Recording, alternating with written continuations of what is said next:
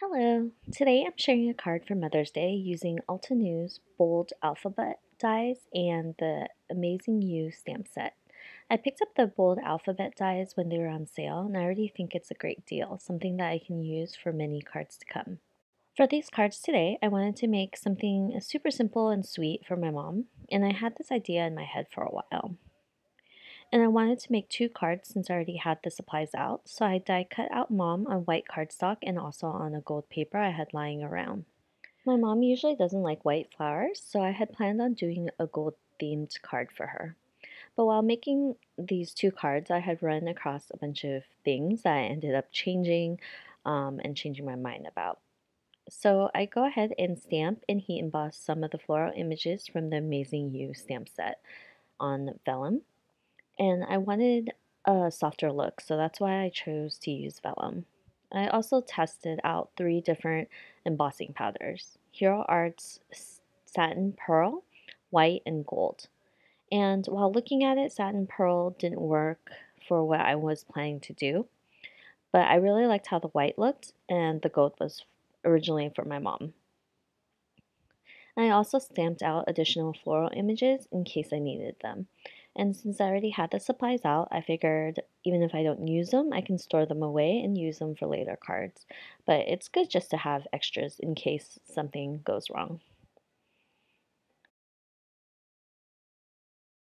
So now to put the card together.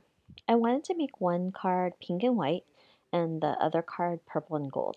For the pink one, I'm using Picked Raspberry Distress Ink on Bristol Smooth cardstock.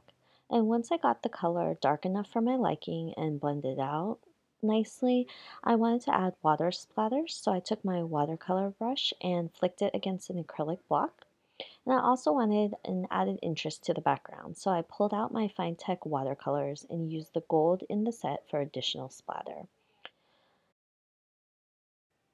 For this card, I decided I wanted the mom letters to line up vertically, and I take some time to decide where I want the floral images to be.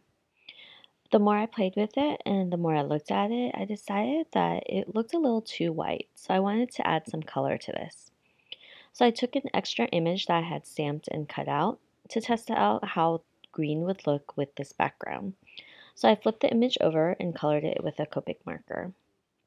And after I was done, I decided that I liked how it looked, so I took the larger stem image from this card, flipped it, and colored it with green. And because of the vellum, it gives the image a soft look that works well with the card.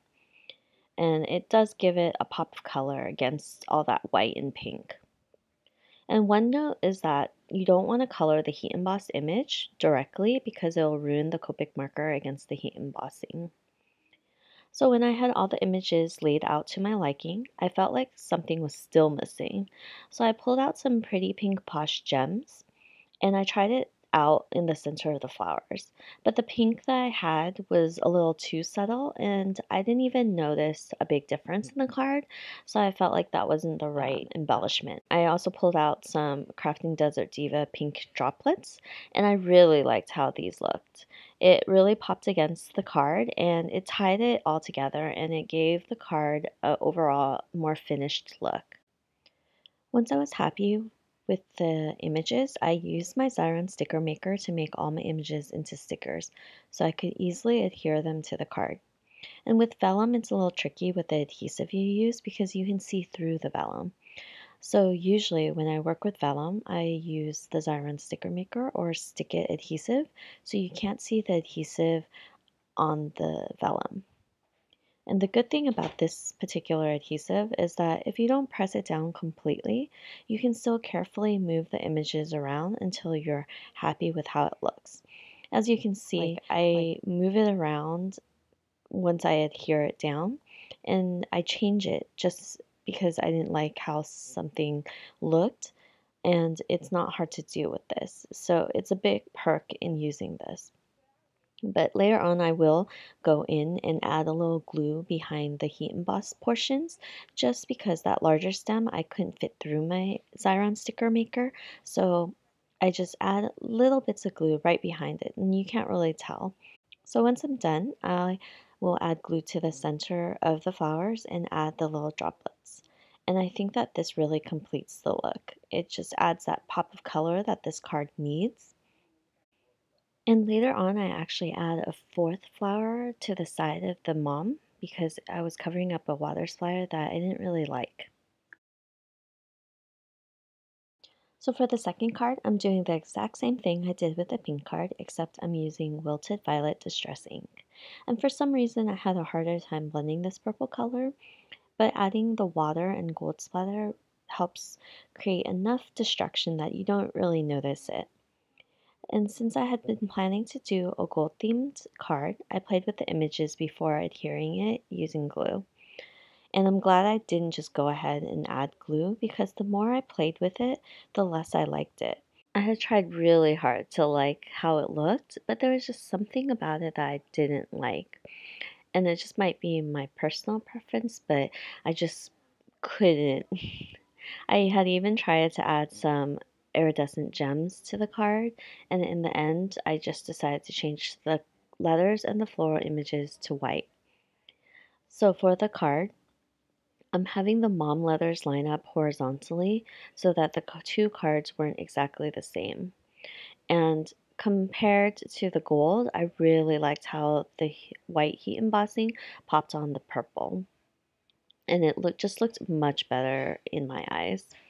So I'm placing all the images where I like it, and I'm doing the same thing with the large stem piece and coloring it with a Copic marker. Except since the purple is a little darker, I have to do 2 layers of Copic coloring on the vellum piece just so it's a little bit darker and so you can actually see the pop of green. As I said before, I really like using the Zaran adhesive because I can move around the images before I settle on where exactly I want them placed. And so once I've added all the floral images and added a little bit of glue on the large floral stem, I add purple sequins to the center of the flowers since I didn't have droplets. I was going to add sequins around the card, but it didn't look right, so I actually went back to the iridescent gems and scattered them around the card. And I think it's a subtle addition that gives it a little something special. For both the cards, I just had to add some finishing touches to the cards. For the pink card, I added a fourth flower to cover up a water splatter that I didn't care for. And for the purple card, I carefully glued down all the sequins and gems off camera. My battery had died. But I think that the finished product is something that is very simple and sweet. I really hope you liked today's card and try using vellum in your card projects for a subtle, soft look. Thank you for stopping by and watching, and I'll be back next week with another video. Have a great day. Bye.